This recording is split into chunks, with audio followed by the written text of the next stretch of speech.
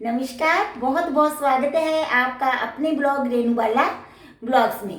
तो इस मेरे ब्लॉग का उद्देश्य, जैसा कि मैंने बताया था, कि अपने हिंदू धर्म के सभी रीति रिवाजी, परंपरा और संस्कृति को आगे बढ़ाना है और उनके बारे में पूरी जानकारी देना है।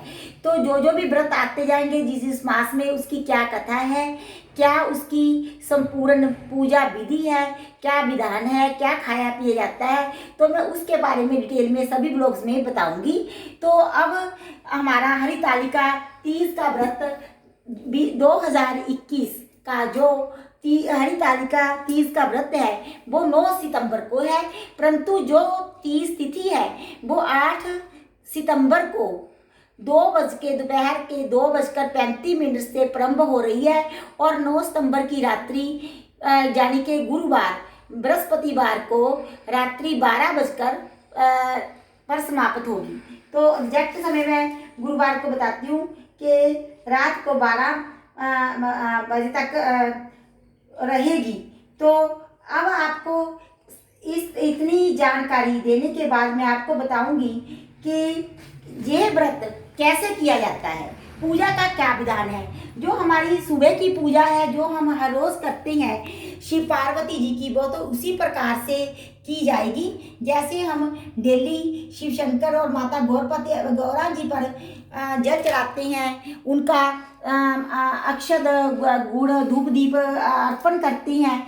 तो उसी प्रकार से आप 9 सितंबर को सुबह नहा धोकर शुद्ध वस्त्र पहनकर मतलब कि पूरी तरह से तैयार होकर माँ गौरा पार्वती जी का पूजन करें और सुबह ये संकल्प करें शिव शंकर भगवान से, माता गौरवती पार्वती जी से कि हे माँ, आप मेरा इस व्रत को पूरा होने में सहयोग कीजिए, मैं अपनी पूरी श्रद्धा भाव से इस व्रत को कर सकूं। तो जो सुबह 9 सितंबर को पूजा का समय है वो 6:33 से 3 मिनट से 8:33 तक का है। और जो विशेष पूजा होती है हरितालिका तीज की, वो शाम को प्रदोष काल में की जाती है और उसका समय है शाम 6:33 से रात्रि 8:51 तक, यानी कि लगभग 2 घंटे का समय आपके पास सुबह के समय है और 2 घंटे का ही शाम के समय जो विशेष पूजा रहती है उसके लिए है। तो रही बात, ये कौन स्त्रियां पूजा करती हैं, कौन सी स्त्रियां लड़कियां इस व्रत को करती हैं, तो मैं उसके बारे में बताना चाहती हूँ। हरितालिका व्रत जो सुहागन स्त्रियां हैं अब वो करती हैं अपने पति की दीर्घायु के लिए, जीवन में उन्नति के लिए, तरक्की के लिए और घर में सुख समृद्धि के लिए। जो कुमारी लड़कियां हैं वो भी इस व्रत को करती हैं ताकि उन्हें इच्छा अनुसार अच्छा पति वर मिल सके, भगवान शिव जैसे गुणों वाला पति मिल सके। तो शास्त्रों में तो इस व्रत को सदवा विधवा सभी स्त्रियों को करने का विधान है, परंतु हमारे जहाँ सुहागन स्त्रियां ही इस व्रत को करती हैं। ये सुहाग की उन्नति के लिए, दीर्घायु की मंगल कामना के लिए किया जाता है। और इस दिन यह करवा चौथ की तरह ही बिल्कुल बहुत कठिन व्रत है। करवा चौथ में तो सुबह व्रत शुरू होकर चांद निकलने पर हम अन्न जल ग्रहण कर लेते हैं, परंतु हरितालिका तीज में जो व्रत है वह सुबह सूरज उदय से लेकर अगले दिन सूर्य उदय होने पर ही इस व्रत का पालन किया जाता है। यानी कि 9 सितंबर की सुबह सूरज उदय से लेकर 10 सितंबर के सूर्योदय के पश्चात ये व्रत खुलेगा और उस दौरान बिल्कुल निराजल और निराहार रहकर यह व्रत किया जाता है।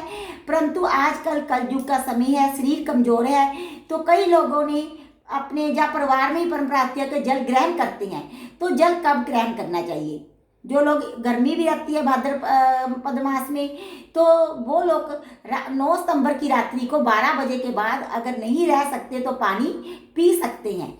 तो जो खाने पीने का है वो 10 सितंबर को यानी कि अगले दिन सूरज उदय होने के पश्चात फिर नहा धोकर पूजा करके जिस व्रत का पारण किया जाएगा।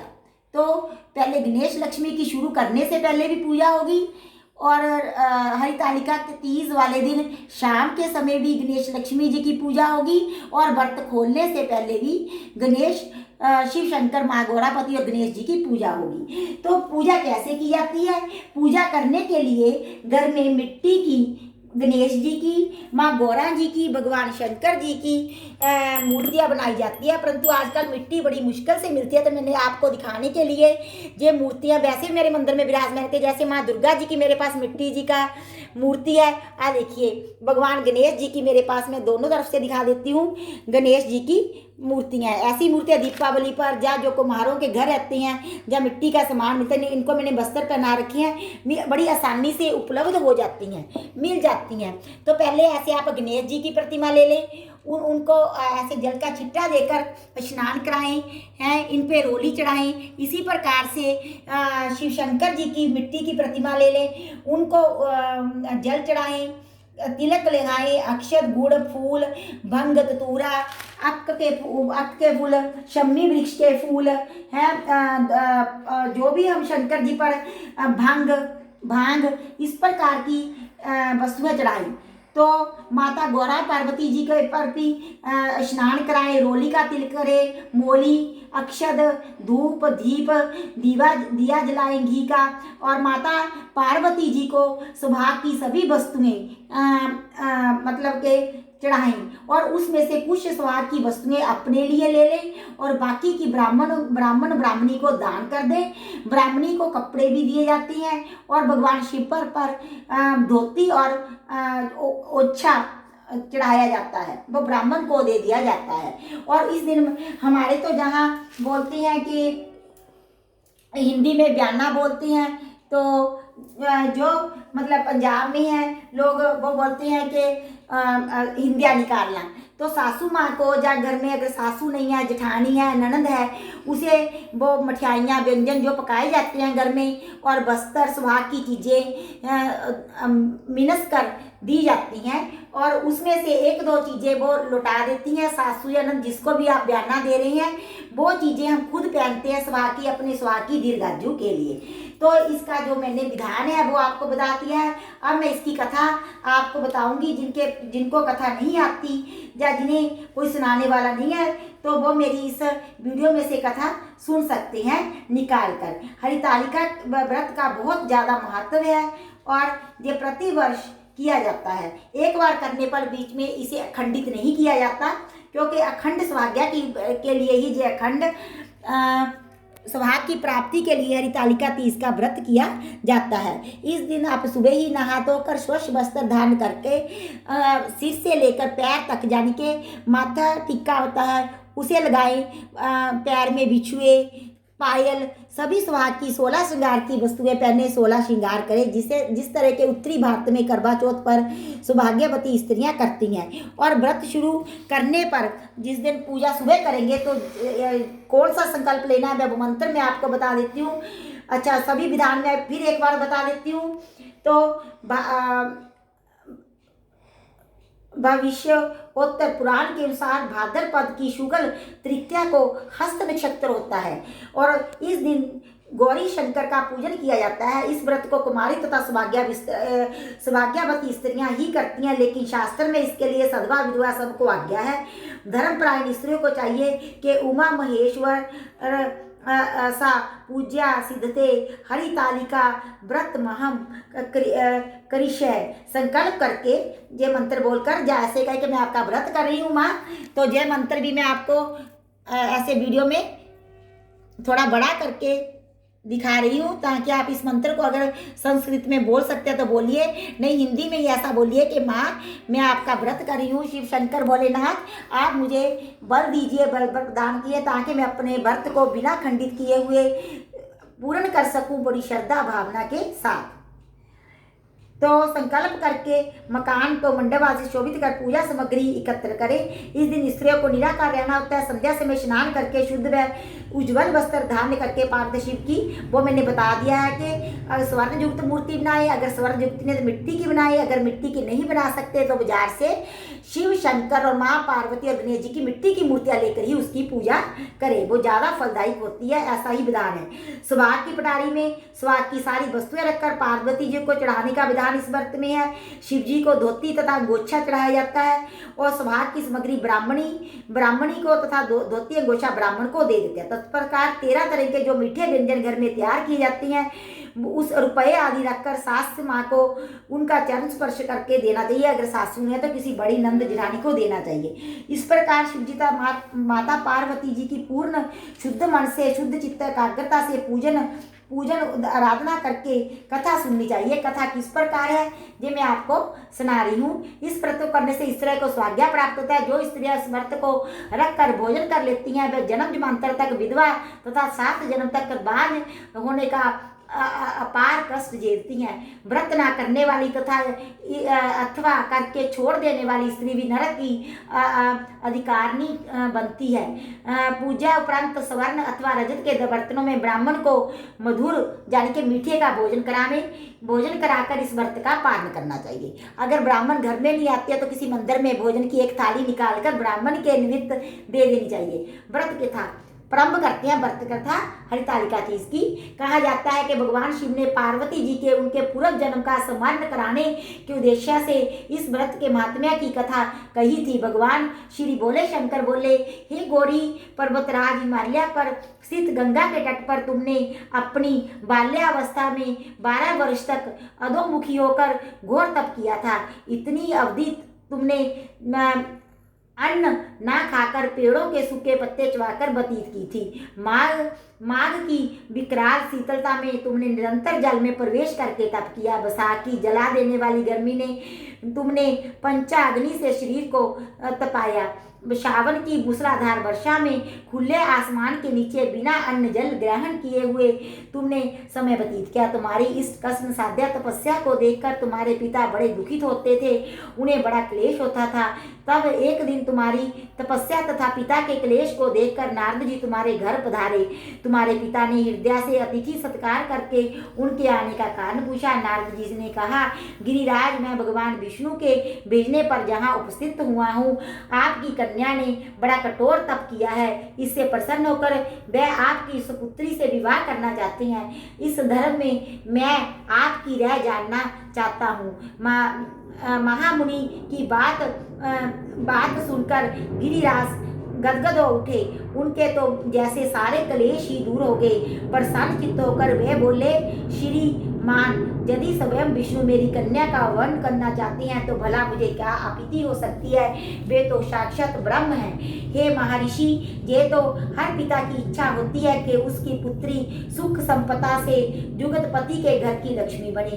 पिता की सार्थकता इसी में है कि पति के घर जाकर उसकी पुत्री पिता के घर से अधिक सुखी रहे। नारद जी तुम्हारे पिता की स्वीकृति पाकर विष्णु जी के पास गए और उनसे तुम्हारे विवाह के निश्चित होने का समाचार कह सुनाया। मगर इस विवाह संबंध की बात जब तुम्हारे कान में पड़ी तो तुम्हारे दुख का ठिकाना न रहा। तुम्हारी एक सखी ने तुम्हारी इस मानसिक दशा को समझ लिया और उसने तुमसे उस विपक्षता का कारण जानना चाहा। तब तुमने बताया, मैंने सच्चे हृदय से भगवान शिव शंकर का वर्ण किया है, किंतु मेरे पिता ने मेरा विवाह विष्णु जी से निश्चित कर दिया है। मैं विचित्र धर्म संकट में हूँ, अब क्या करूँ। प्राण छोड़ देने से अतिरिक्त अब कोई भी उपाय शेष नहीं बचा है। तुम्हारी सखी बड़ी ही समझदार और सूझबूझ वाली थी। उसने कहा, सखी,